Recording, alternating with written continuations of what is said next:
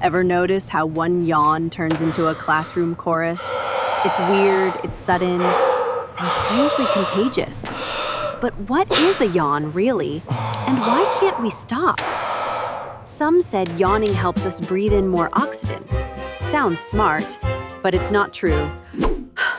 Studies show our oxygen levels don't really change when we yawn. So, what gives? Here's the science. Our brain heats up like an engine.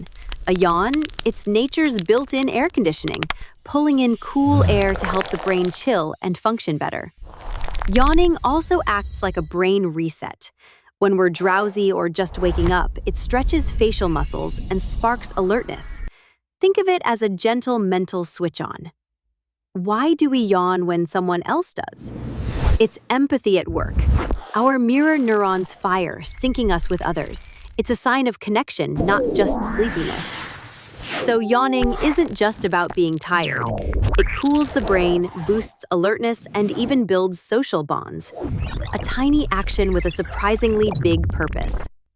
So next time you yawn, remember, it's not just a reflex.